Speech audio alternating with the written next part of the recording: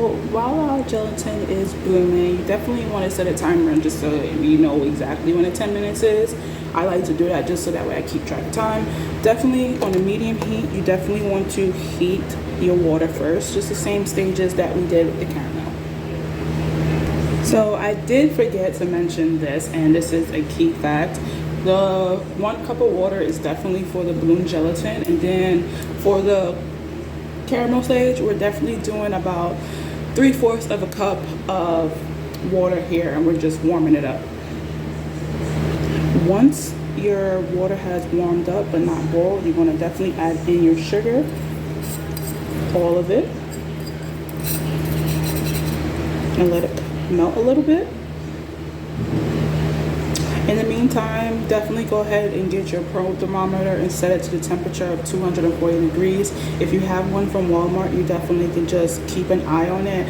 I definitely like a probe thermometer when I'm doing this because I can alert myself. So remember, definitely when we're making caramel or whatever we're doing, you don't want to stir it, you just want to let it do the process. You can literally just give it a little swirl, but do not stir. So once the sugar dissolves, you definitely want to add in your 10 tablespoons of corn syrup. Completely add all of it.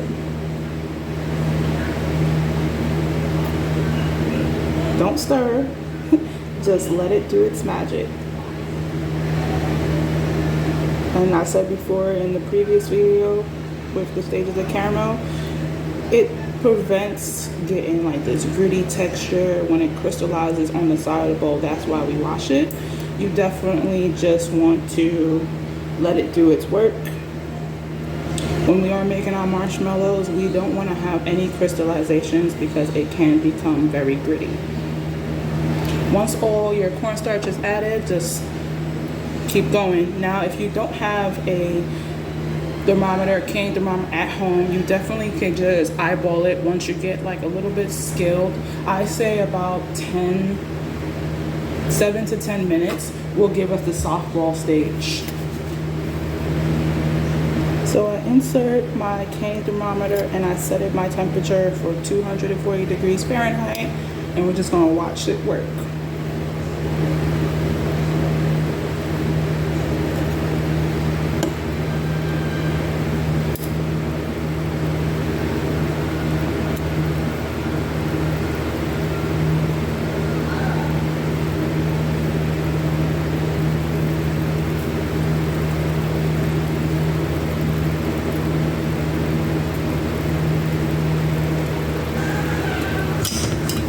Just make sure your thermometer is definitely not touching to the bottom because then it will read the temperature wrong.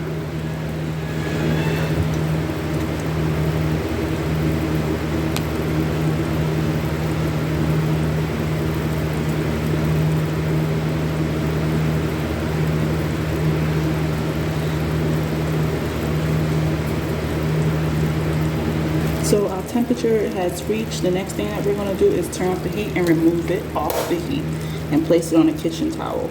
So our last 3 tablespoons of corn syrup, we're going to go ahead and add it into our softball stage of our sugar syrup.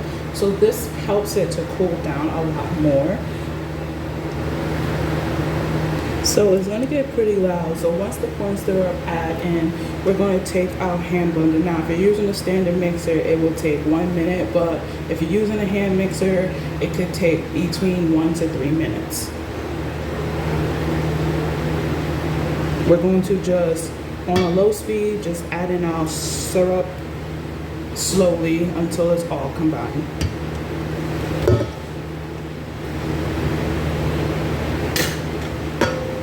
Into our powdered gelatin. You could do it on the side of bowls if you like to make it more easier.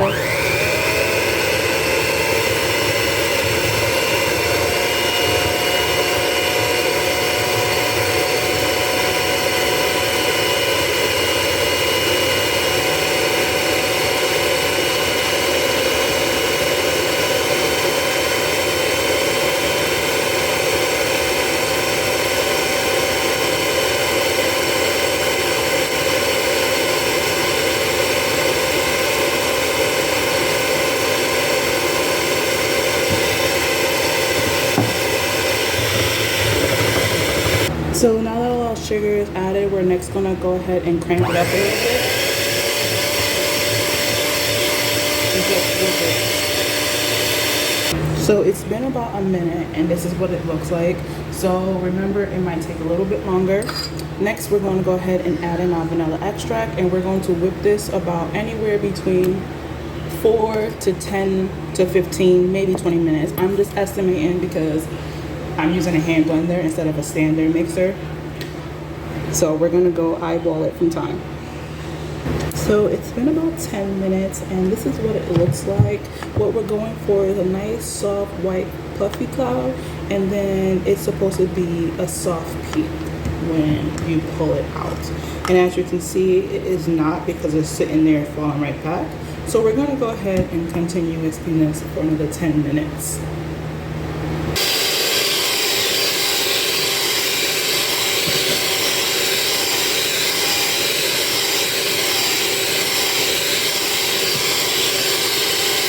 So this is what it looks like after 10 more minutes. It's 20 minutes. So as you can see, it's thick and it's nice and light, and it has a little bit of hold. This almost looks like marshmallow fluff that you would definitely get into the store. And this is our marshmallow fluff.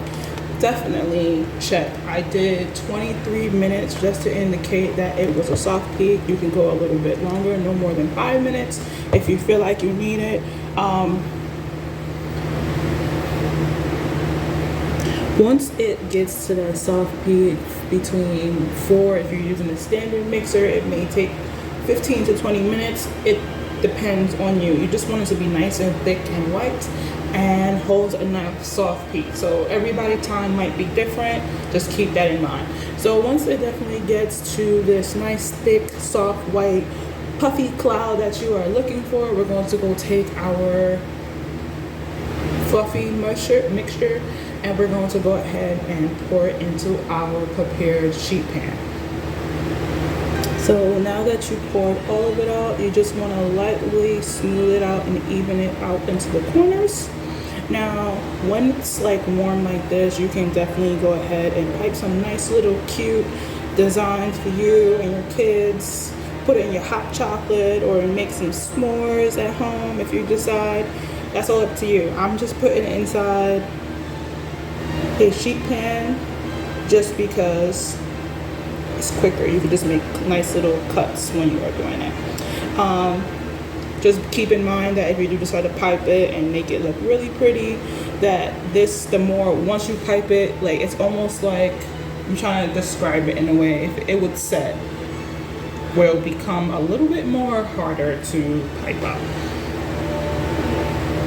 Now, once this is nice and smooth out, you definitely want to go ahead and let this cool for at least 30 minutes.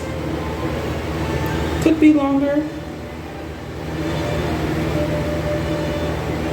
So when you're done spread it off, I want to make sure I say this.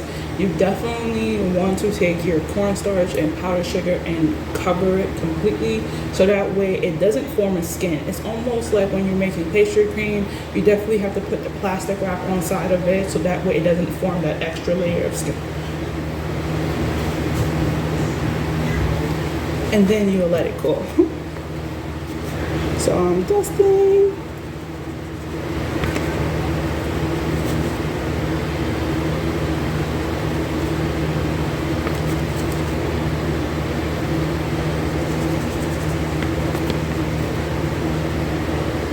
After it's been cooled, you definitely want to take your hot knife and just cut it the way how you like it.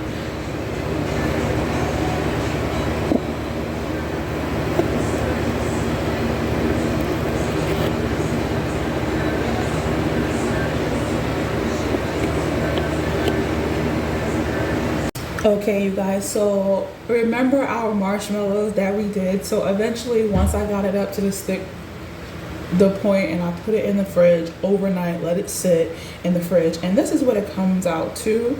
So definitely once you let it sit in the fridge to cool, I let it sit for room temperature for about 30 minutes and then I put it in the fridge and came back to it in the morning.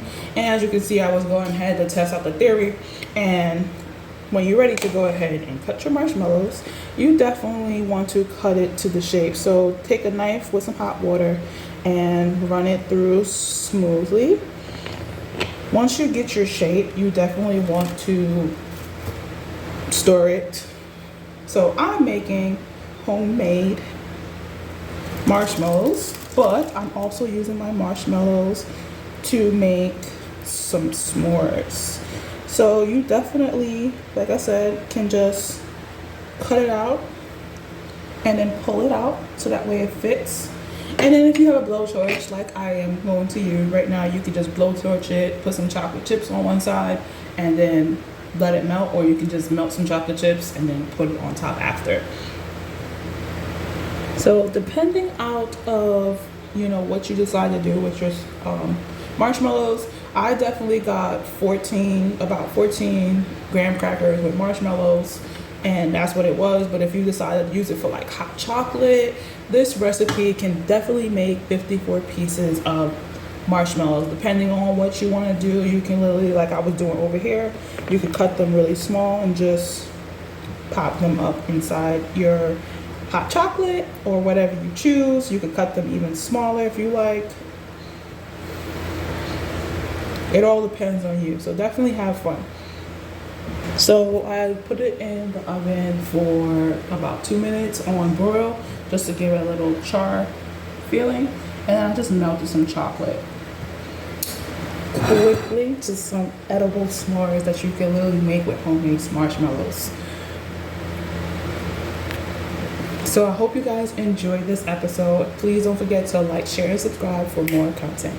Peace.